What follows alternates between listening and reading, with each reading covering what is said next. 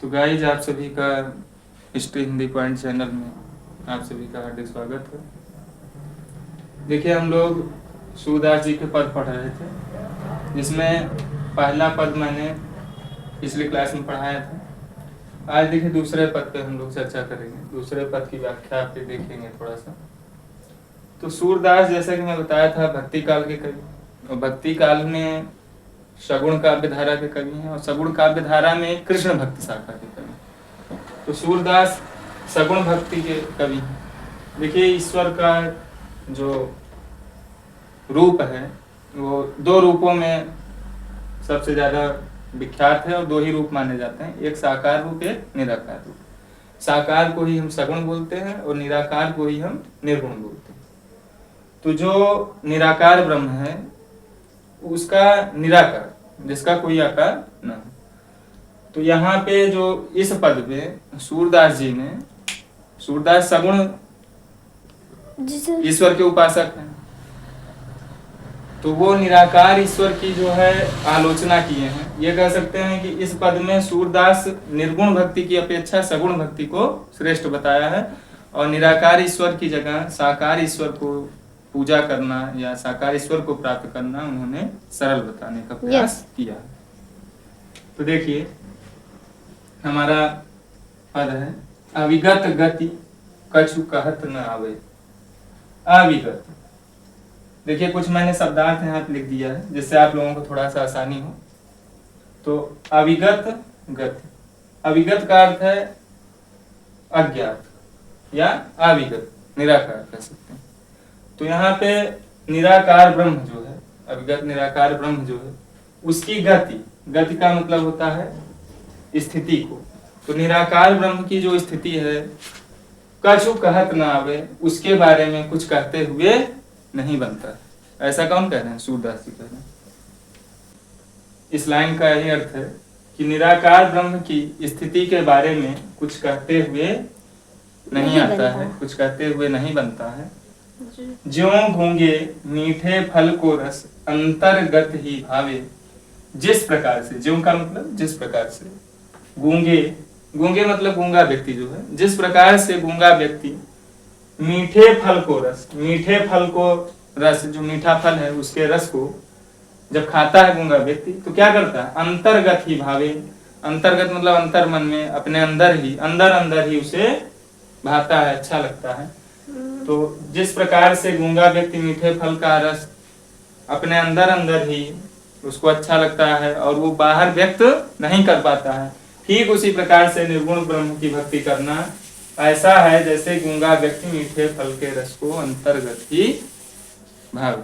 मीठे फल के रस को खाता तो है लेकिन वो बता नहीं पाता है शब्दों में। अगली लाइन देखिए, परम स्वाद सबहि सुनिरंतर। परम स्वाद, तो परम स्वाद मतलब अत्यधिक आनंद, अत्यधिक आनंद भी आता है निर्गुण ब्रह्म की भक्ति करने में। सबहि सुनिरंतर अमित तोष उपजावे। अमित का अर्थ होता है अत्यधिक और तोष का अर्थ है संतोष। निराकार ब्रह्म की स्तुति करने में क्या है? परम स्वाद सबहि सुनिरंतर, परम स्वाद, अत्यधिक स्वाद भी आता है। अमित तोष उपजावे, और अत्यधिक, तोष मीन संतोष, अत्यधिक संतोष भी उत्पन्न होता है। फिर सूरदास जी कहते हैं, मन वाणी को अगम अगोचर। तो मन और वाणी से अगम अगोचर, कौन? निराकार ब्रह्म। अगम का अर्थ होता है जहां पहुंचना कठिन, और अगोचर जो दिखाई न देता हो, जो इंद्रियों की गति से परे हो।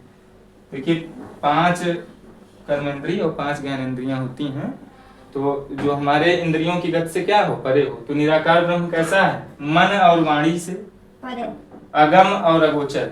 मन वाणी से, अगम अगोचर मतलब जहां पहुंचना कठिन हो और इंद्रियों की गति से परे हो। सो जाने जो पावे, सो जाने जो पावे, जो पाता है, जो पावे, जो पाता है वही जानता है। मतलब निराकार ब्रह्म को वही जान सकता है जो उसे प्राप्त करता है, और कोई जान नहीं सकता। ऐसा सूरदास जी कहते हैं। फिर आगे कहते हैं, रूप रेख गुण जाति जुगत बिनु। निराकार ब्रह्म का न रूप है कोई, ना ही उसका कोई रेख है, और न कोई उसका गुण है, न जाति न जुगति।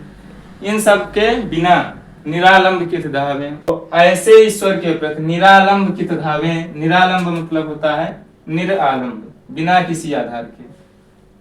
आलम मीन्स आधार होता है, बिना किसी आधार के। तो ऐसे ईश्वर के प्रति निरालंब कित धावे, निरालंब बिना किसी आधार के कब तक, धावे मीन्स दौड़ते रहें।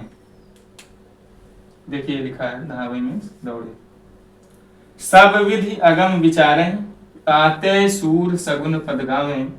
सभी विधियों से विचार करके, सभी प्रकार की विधियों से विचार करके सूरदास जी तातय इसलिए, तातय का अर्थ है इसलिए, सूर सगुण पद गावे, इसी कारण से सूरदास जी सगुण ईश्वर के पद को गाते हैं। ठीक, यह आपका अर्थ हुआ। एक बार और देख लीजिए।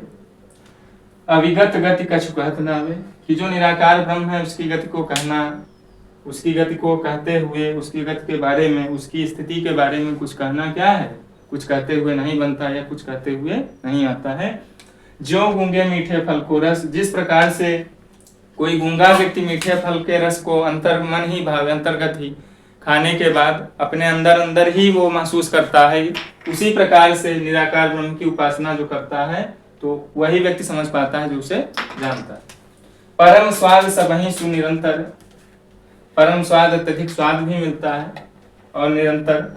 अमित तोष उपजावे, और अत्यधिक संतोष की भी उत्पन्न होता है। और मन वाणी को अगम अगोचर, वो जो निराकार ब्रह्म है वो मन वाणी से अगम है, अगोचर है। सो जाने जो पावे, और मन वाणी को अगम अगोचर, वो जो निराकार ब्रह्म है वो मन वाणी से अगम है, अगोचर है। सो जाने जो पावे, वही जानता है, सो जाने वही जान सकता है जो उसे पावे, प्राप्त करता है। और रूप रेख गुण जाति जुगति बिन निरालंब कित धावे, उस निराकार ब्रह्म का न रूप है, न रेख है, न गुण है, न जाति है, न जुगति है। तो ऐसे ईश्वर के प्रति निरालंब बिना किसी आधार के कब तक धावे, कित धावे। सब विधि अगम विचारें, सभी प्रकार की विधियों से, सभी प्रकार से विचार करके सूर सगुण पद गावे, इसी सूरदास जी सगुण ईश्वर के पद को गाते हैं। ठीक, अब आगे हम संदर्भ, प्रसंग और जो है काव्य सौंदर्य की बात।